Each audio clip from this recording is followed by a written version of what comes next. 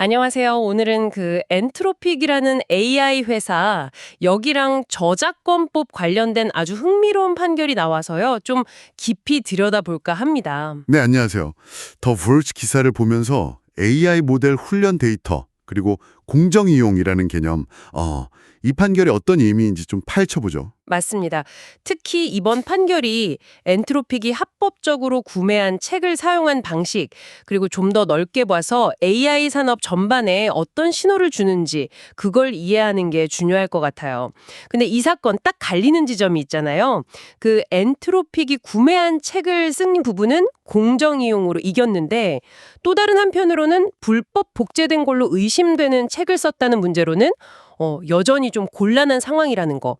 이게 참 흥미롭더라고요. 캘리포니아 북부 지방법원의 윌리엄 엘섭 판사 결정이죠. 네, 맞아요. 그래서 AI 개발이나 지적재산권 문제에 관심 있으신 분들은 정말 주목할 만한 사안입니다. 이게 뭐랄까 전면적인 승소 이런 게 아니라 사안별로 판단이 되게 갈렸거든요. 단순히 AI 훈련은 다 괜찮다. 혹은 다 안 된다. 이런 식의 결론이 아닌 거죠. 그럼 먼저 그 이긴 부분, 그러니까 엔트로픽이 구매한 책을 어떻게 처리했는지부터 좀 자세히 볼까요? 듣기로는 실제 책을 사서 제본을 뜯고 페이지를 일일이 스캔해서 디지털 라이브러리를 만들었다는데 판사는 이 행위를 어떻게 본 건가요? 네, 바로 그 부분이 중요합니다. 판사는 합법적으로 산 책을 디지털화하고 그 디지털 복사본을 AI 모델 훈련시키는 데 사용한 것. 그 자체를 변형적 이용이라고 판단했어요. 그러니까 원본 책의 시장 가치를 그대로 대체하는 게 아니라 AI라는 새로운 기술을 가르치는 전혀 다른 목적의 사용이라는 거죠. 아, 변형적 이용. 그러니까 목적이 다르다. 네, 판사가 재미있는 비유를 들었잖아요. 저자들의 불만은 마치 학생들에게 글쓰기를 잘 가르치면 경쟁 작품이 폭발적으로 늘어날 거라고 불평하는 것과 같다고요. 저작권법의 목적이 창의성을 막는 게 아니라 오히려 증진시키는 데 있다는 걸 강조한 거죠. 그렇군요. 구매한 책을 디지털화해서 훈련에 쓰는 건 변형적이다. 근데 아까 말씀하신 불법 복제된 책 문제. 여기서는 판사가 완전히 다른 태도를 보였다고요? 네, 맞습니다. 엔트로픽이 인터넷에서 구한 걸로 보이는 수백만 권의 불법 복제 서적을 썼다는 의혹도 있거든요. 이 부분에 대해서는 판사가 굉장히 회의적인 입장을 보였어요. 회의적이라니 구체적으로 어떤? 그러니까 합법적으로 살 수도 있고 접근할 수도 있는 자료가 있었을 텐데 왜 굳이 불법 복제 사이트에서 그걸 다운받는 게 공정 이용을 위해 필수적이었는지 이걸 엔트로픽이 설명해야 한다고 본 거죠. 판결문에도 그런 표현이 있어요. 피고가 왜 합법적인 원본 대신 불법 복제 사이트에서 다운받는 게 공정 이용에 합리적으로 필요했는지 설명해야 하는 부담을 충족시킬 수 있을지 의심한다고요. 상당히 강한 표현이네요. 그럼 이 문제는 어떻게 되는 건가요? 이 문제는 이제 별도 재판에서 다뤄질 예정이고 손해배상 가능성도 충분히 열려있는 상황입니다. 데이터 출처의 중요성이 확 드러난 거죠. 그렇군요. 그럼 이 판결의 의미를 좀 정리해봐야 할 것 같은데요. 이게 모든 AI 훈련이 다 공정 이용이다. 이런 뜻은 절대 아닌 거잖아요. 정확합니다. 굉장히 제한적인 판결이에요.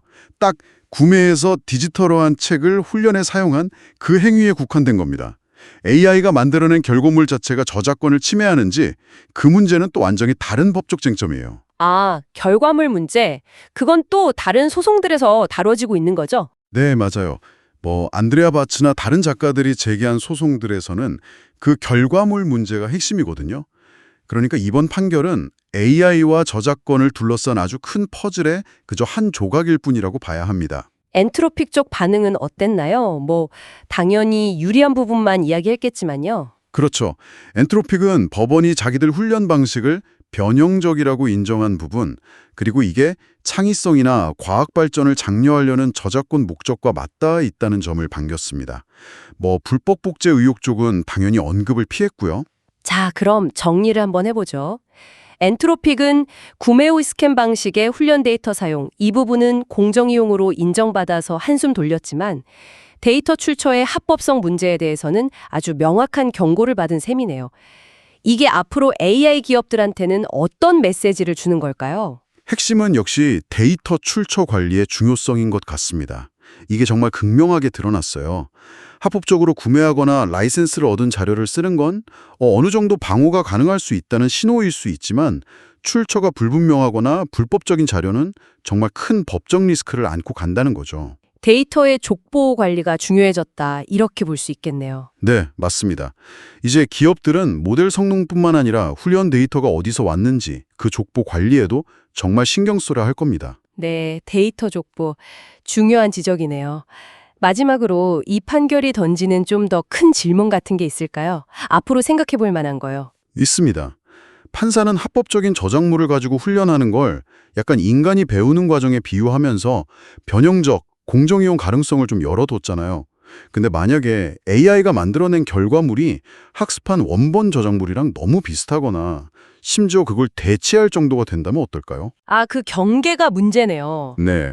이번 판결은 입력, 즉 훈련 단계에 초점을 맞췄지만 결국 그 결과물의 유사성 문제가 지금 진행 중인 다른 많은 법적 다툼의 핵심이거든요. 원본이랑 비슷한 종류의 창작물을 만드는 게 목표인데 그때도 변형적이라고 말할 수 있을까? 이 변형적이라는 개념이 어디까지 적용될 수 있을까? 이 질문에 대한 답은 아마 앞으로 계속될 법정 공방 속에서 찾아야 할 것 같습니다.